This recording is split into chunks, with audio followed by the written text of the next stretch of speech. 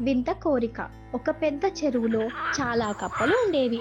అందులో సుందరి అనే కప్ప పిల్లొకటి ఉండేది. దానికెప్పుడు ఏవేవో వింత కోరికలు కలిగేవి.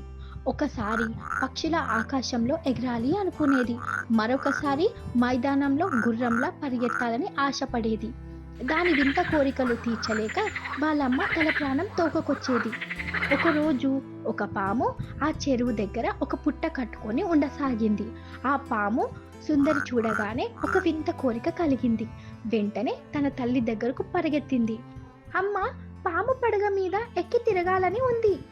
దాని కోరిక విన్న వాళ్ళమ్మ కంగారు పడిపోయింది. ఏం కోరిక తల్లి నీది? పాము దగ్గరికి వెళ్ళావంటే చేస్తావు. అలాంటి పనులేం చెయ్యకు అంటూ తల్లి బుజ్జగించింది. కానీ సుందరి పట్టించుకోలేదు. ఎలాగైనా తన ఈ యొక్క కోరిక తీర్చుకోవాలి అనుకుంది. తల్లి లేని సమయం చూసి పాము పుట్ట దగ్గరకు వెళ్ళింది. హాయ్, నా పేరు సుందరి. నన్ను నీ పడగపై ఎక్కించుకోవా? సుందరి అలా వచ్చి తనను అడగటం చూసి పాముకు చాలా ఆశ్చర్యపోయింది. పైగా పాముకు ఆకలి కూడా వేస్తుంది. వెంటనే గుటుక్కుమని ఆ కప్ప పిల్లను మింగేయాలి అనుకుంది. కానీ ఆ పాము కొంచెం మంచిది. కప్ప పిల్ల చనిపోయే ముందు దాని కోరికను తీర్చాలి అనుకుంది. సరే రా, నా పడగ మీద ఎక్కు. ముందు ఆ రాయి మీద ఎక్కి ఆ తరువాత నా పడగ పైకి దూకు అని చెప్పింది పాము. పాము చెప్పినట్లే చేసింది సుందరి. పాము పడగపై కూర్చొని అలా వెళ్తుంటే దానికి ఎంతో సంతోషం వేసింది. సుందరి కోసం వెతుకుతూ చెరువు బయటకు వచ్చిన తన తల్లి కప్ప ఈ దృశ్యాన్ని చూసింది. అయ్యో సుందరి, ఎంత తెలివి తక్కువ పని చేశావు. నిన్ను ఆ పాము వదలదు, తినేస్తుంది. మనమే వాటి ప్రధానమైన ఆహారం అంటూ కంగారుగా అంది తల్లి కప్ప. ఆ మాటలు విన్న సుందరికి భయం పట్టుకుంది. నిజంగానే పాము తనని తినేస్తుందేమో. ఏం చేయటం, ఎలా తప్పించుకోవాలి అనుకొని వనకసాగింది. తల్లి కప్ప, కంగారు పడకు, ఆ పాముని చెరువు వద్దకు తీసుకురా. నీటి దగ్గరకు రాగానే ఒక్కసారిగా నీటిలోకి దూకు అంటూ సలహా చెప్పింది. తల్లి కప్ప బెకబెకలు పిల్ల కప్పకు అర్థమయ్యింది. కానీ పాముకు అర్థం కాలేదు. సుందరి అడిగినట్లే పాము చెరువు ఒడ్డున వెళ్ళింది. తల్లి చెప్పినట్లుగానే సుందరి పాము పడగ పైకి నిలబడి చెరువులోకి ఒక పెద్ద గంతు వేసి దుంకింది. పాము తేరుకునే లోపు నీటి లోపలికి తల్లితో పాటు పారిపోయింది సుందరి. నక్క, గాడిద నీతి కథ. అనగనగా ఒక అడవి. ఆ అడవిలో జంతువులు మరియు పక్షులు స్నేహంగా ఉండేవి. అడవంతా పక్షుల కిలకిల రాగాలతో, జంతువుల ఆటలతో ముచ్చటగా ఉండేది. పక్షులు సూర్యోదయం కాగానే ఆహారం కోసం ఎగిరిపోయేవి. జంతువులు వేటకు బయలుదేరేవి. సాయంకాలానికి పక్షులు, జంతువులు తమ తమ ఇండ్లకు చేరుకునేవి. అలా కొన్ని రోజులు గడిచాయి. ఒకరోజు నక్క, గాడిద ఒకవైపు ఆహారం కోసం బయలుదేరాయి. అవి అడవంతా తిరిగినా వాటికి ఆహారం దొరకలేదు. నక్క గాడితో, మిత్రమా, అడవంతా తిరిగినా ఎక్కడ తినడానికి ఏం దొరకడం లేదు. కావున అటు పక్కన వెళ్ళి ఏమైనా దొరుకుతుందేమో వెళ్దామా అంటుంది నక్క. సరే మిత్రమా, వెళ్ళి చూద్దాం పదా అంటుంది. కొంత దూరం నడవగానే వాటికి పచ్చని మొక్కజొన్న మరియు టమాటా తోటలు కనబడతాయి. నక్క, మిత్రమా, అటు చూడు, మొక్కజొన్న తోట ఎంత బాగుందో. వెళ్ళి కడుపు నిండా భుజించి వద్దాం పదా అంటుంది గాడిదతో.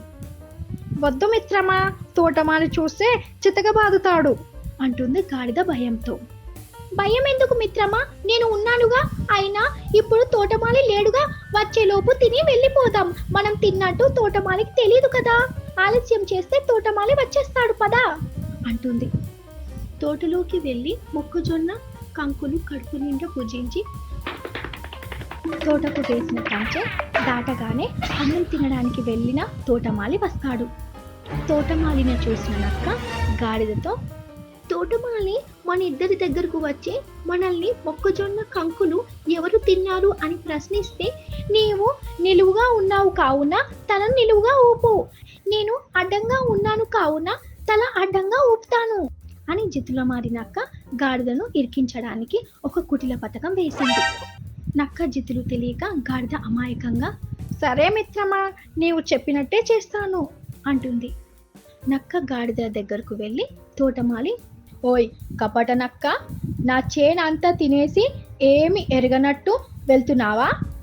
దానికి నక్క తనకేమీ తెలియనట్టు అడ్డంగా తలను ఊపింది. తోటమాలి అలాగే గాడిదను కూడా అడుగుతాడు. గాడిద తానే తిన్నాను అని అంగీకరించినట్టు తన తలను నిలువుగా ఊపింది. అది చూసిన తోటమాలి కోపంతో కర్ర తీసుకొని గాడిదను ఒళ్ళు ఓనం అయ్యేలా బాగుతాడు.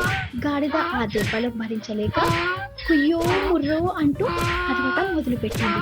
అది చూసిన నక్క లోలోన నవ్వుకుంది. నక్క గాడిద తలను నిలువుగా ఊపమని చెప్పింది తోటమాలి దగ్గర తనను దోషిగా చేయడానికి అని గ్రహించింది.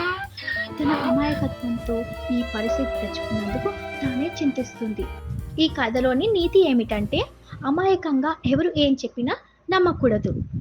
సాంబయ్య ఏనుగు. ఒకరోజు సాంబయ్య అడవి గుండగా వెళుతున్నాడు. దారి మధ్యలో ఒక ఏనుగు కుంటుకుంటూ సాంబయ్యకు ఎదురొచ్చింది. ఏనుగు సాంబయ్యను దగ్గరకు రమ్మని పిలిచింది. అతను వెళ్ళి ఏనుగుని ఏంటి అని అడిగాడు. నా కాళ్ళు ముళ్ళు కుచ్చుకుంది, నేను నడవలేకపోతున్నాను, కాస్త ఆ ముళ్ళు తీసివేస్తావా అని సాంబయ్యని అడిగింది ఏనుగు. సాంబయ్య సరేనని ఏనుగు కాల్లో ముళ్ళు తీసేశాడు. అందుకు ఏనుగు కృతజ్ఞతలు చెప్పి నీ పేరేంటి అడిగింది. సాంబయ్య అన్నాడు. ఈరోజు నువ్వు చేసిన ఉపకారానికి ఏదో ఒక రోజు నీకు తప్పకుండా సాయం చేస్తాను సాంబయ్య అంది ఏనుగు. దానికి సాంబయ్య ఎప్పుడో చేయడం కాదు, ఇప్పుడే చెయ్యి అన్నాడు. సరే ఏం చేయాలో చెప్పు అంది ఏనుగు. నేను ఒక గుడిసె వేసుకోవాలనుకుంటున్నాను. దానికి కొన్ని కట్టెలు తాటాకులు కావాలి. కట్టెలు నేను కొట్టుకొస్తాను. తాటాకు చెట్లు చాలా ఎత్తుంటాయి, నేను ఎక్కలేను. నీవు తాటాకులు కోసి పెడతావా? సరేనంది ఏనుగు. తాటాకులను తెచ్చి కుప్ప పోసింది ఏనుగు. ఈలోపు సాంబయ్య కట్టెలు కొట్టుకున్నాడు. ఆ కట్టెలు తాటాకులను ఇంటికి ఎలా తీసుకెళ్లాలో తెలియలేదు. ఏనుగైతే ఒకేసారి వాటిని ఇంటి వరకు తెస్తుంది అనుకున్నాడు. వాటిని ఇంటి వరకు తీసుకురమ్మని ఏనుగుకు అడిగాడు. సరేనని ఏనుగు సాంబయ్యను కూడా ఎక్కించుకొని అవన్నీ ఇంటికి తీసుకొచ్చింది. కానీ సాంబయ్యకు ఏనుగుతో ఇంకా ఏదో ఒక పని చేయించుకోవాలని ఆశ పుట్టింది. ఇంటికి అవసరమైన నీళ్లు తెప్పించుకున్నాడు, ఇంకా చాలా పనులు చేయించుకున్నాడు. కానీ దానికి అస్సలు తిండి పెట్టలేడు. అలా 2 రోజులు చాకిరీ చేయించుకున్నాడు. ఆకలితో ఉండలేక ఏనుగు అడవిలోకి వెళ్ళిపోయింది. మరి కొన్ని రోజుల తర్వాత అదే దారిలో వెళుతున్న సాంబయ్యకు అనుకోకుండా ఓ గోతిలో పడిపోయాడు. బయటకి ఎలా రావాలో అని ఆలోచిస్తుండగా క్రితంసారి కనిపించిన ఏనుగు కనిపించింది. ఆ ఏనుగుని పిలిచి బయటకి లాగమన్నాడు.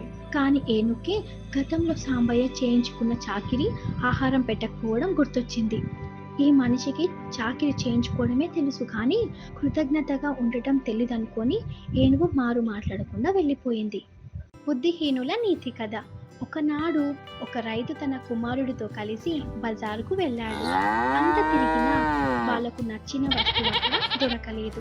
చిట్ట చివరకు వాళ్ళకు గుర్రాల వద్దకు వెళ్ళారు. అక్కడ ఒక నల్ల గుర్రం రైతుకు బాగా నచ్చింది. కొడుకు కూడా ఒప్పుకున్నాడు. వాళ్ళు ఆ గుర్రాన్ని కొన్నారు. దానితో పాటుగా కొంత దూరం నడిచేసరికి వాళ్ళకి నీరసం వచ్చింది. అందుచేత వాళ్ళిద్దరు గుర్రం ఎక్కి ఇంటికి పోసాగారు. దారిలో వాళ్ళని చూసి కొందరు ఆహా ఎంత చక్కని గుర్రము, కాని పాపం అది ఎందుకో విచారంగా ఉంది. పోతులాంటి ఇద్దరి మనుషులు అది మొయ్యలేకపోతుంది కాబోలు అన్నారు. ఆ మాటలు విన్న తండ్రి కొడుకులకు చాలా సిగ్గనిపించింది. కుమారుని గుర్రంపై కూర్చోబెట్టి తాను పక్కన నడుస్తున్నాడు రైతు. మధ్యలో వారొక బజారు నుండి పోవాల్సి వచ్చింది. అక్కడి జనం వాళ్ళని చూసి కొడుకెంత దుర్మార్గుడో, ముసలి తండ్రి నడిచి వస్తుంటే తానేమో హాయిగా గుర్రంపై కూర్చున్నాడు, ఎంత సిగ్గుచేటు అంటున్నారు. వెంటనే కొడుకు క్రిందికి దిగి తండ్రిని గుర్రం ఎక్కించాడు. ఊరి చివర ఒక చెరువు దగ్గరకు వచ్చేసరికి అక్కడ కొంతమంది ఆడవాళ్ళు కూర్చొని ఉన్నారు. వారు వీళ్ళను చూసి ముసలివాడెంతో దుర్మార్గుడు, పాపం పసివాడు, కొడుకు ఎండలో నడిపిస్తూ తానేమో హాయిగా గుర్రంపై స్వారీ చేస్తున్నాడు అన్నారు. ఆ మాటలు విని సిగ్గుపడి తండ్రి కూడా గుర్రం దిగి నడవసాగాడు. వాళ్లకు ఈ గుర్రంతో చాలా అవమానంగా కలిగి ఎట్లాగైనా ఆ గుర్రాన్ని బదిలించుకుంటే బాగుంటుందని నిర్ణయానికి వచ్చారు. ముందుకు పోతుండగా వారికి ఒక నదిపై వంతెన దాటవలసి వచ్చింది. వంతెన పైకి రాగానే ఇద్దరు కలిసి గుర్రాన్ని నదిలోకి తోసివేశారు. అది పూర్తిగా మునిగిపోయిన తరువాత అమ్మయ్య, ఈ గుర్రం పీడ వదిలింది అనుకొని ఇద్దరు ఆనందంగా ఇంటికి చేరుకున్నారు. వారికి సొమ్ము నష్టపోయామని చింతే లేదు. ఈ కథలోని నీతి ఏమిటంటే చెప్పుడు మాటలు విని చెడిపోకు.